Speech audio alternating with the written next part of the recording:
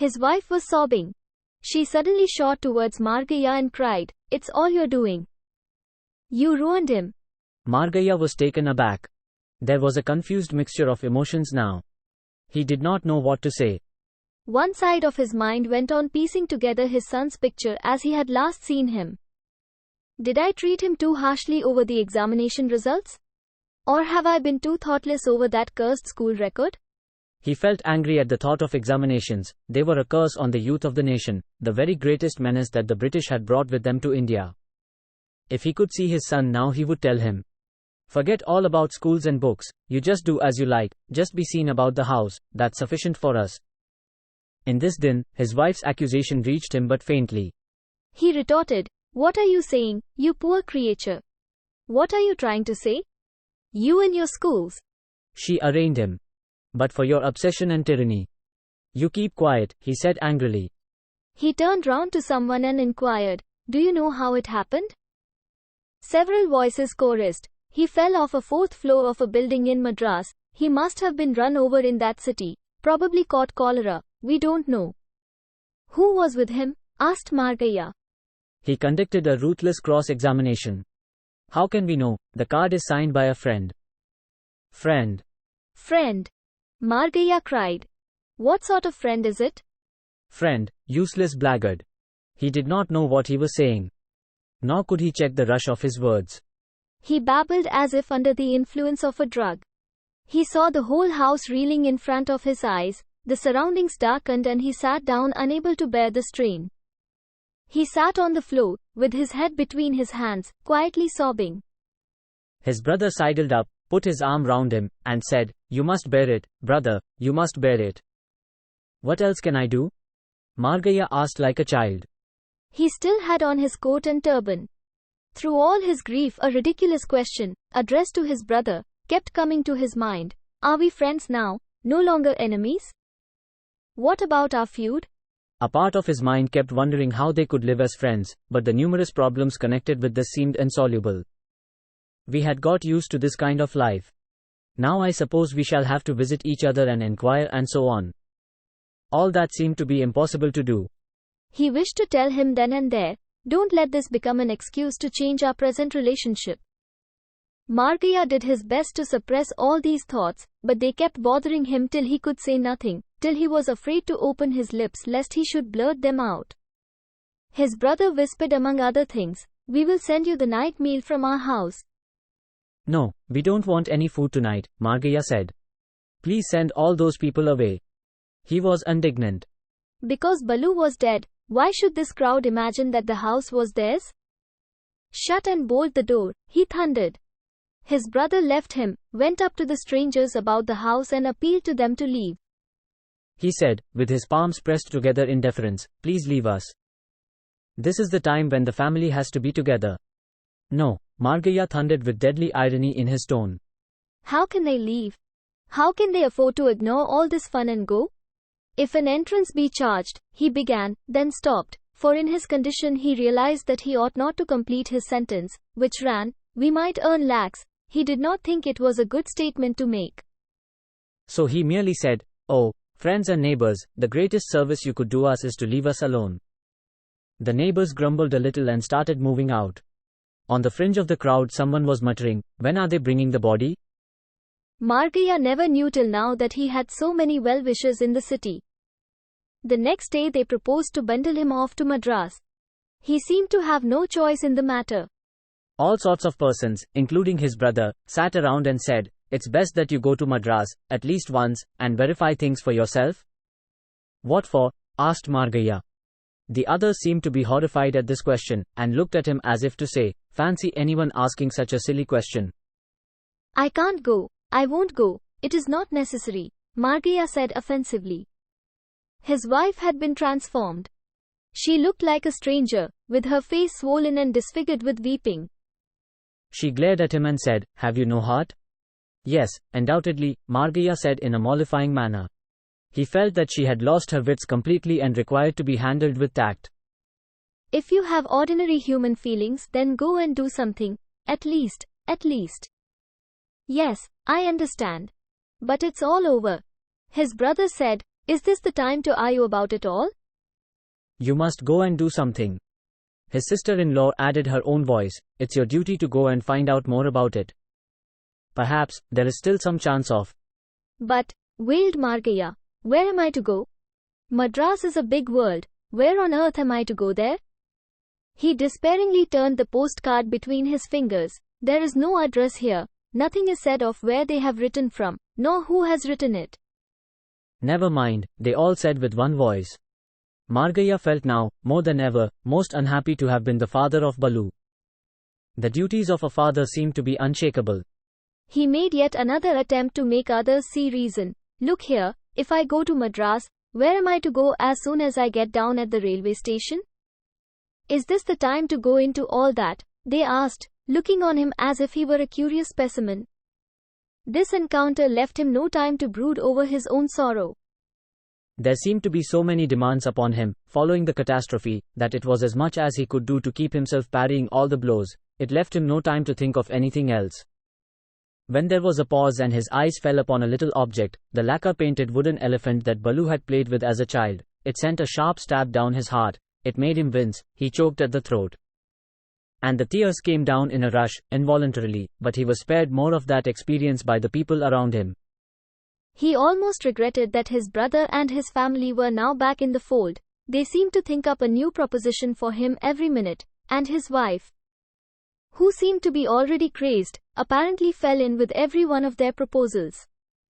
One moment they kept saying that he must at once make arrangements to get through the 10-day obsequies for the peace of the departed soul and start right away the performance of those rites. The next, they immediately said that he must go to Madras and try and do what he could. You want me to buy a train ticket this moment, and in the same breath ask me to send for the Purohit.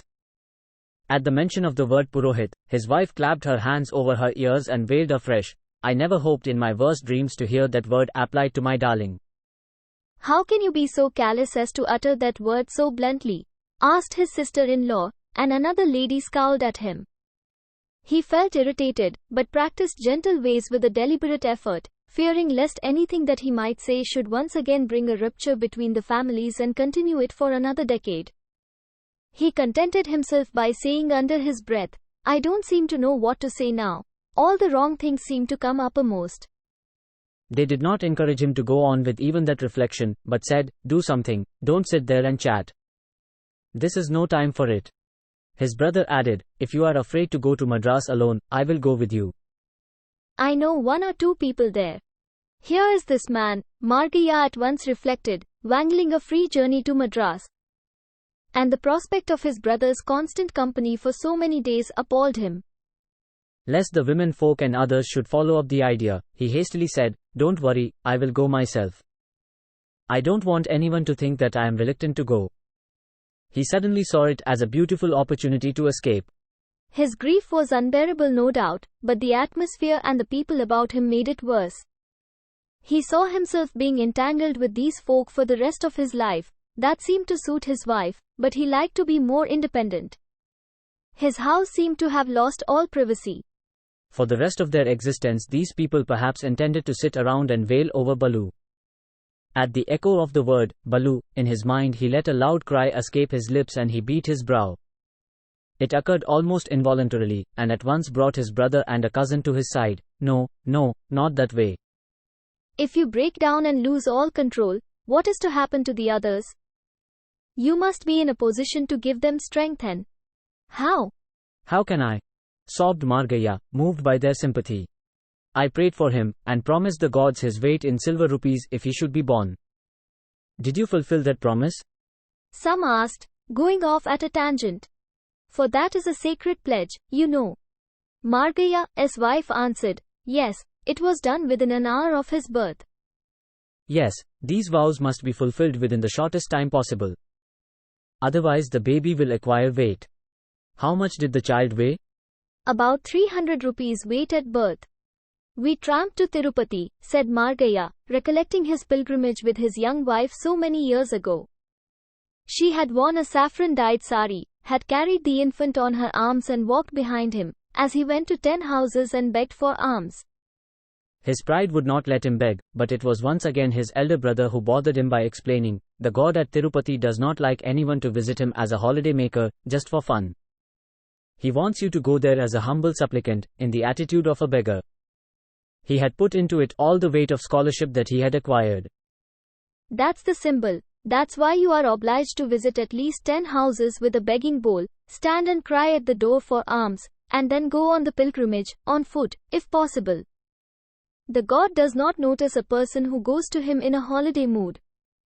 And Margaya had clutched a brightly polished pot and, followed by his saffron-clad wife, had gone from door to door. Give me alms.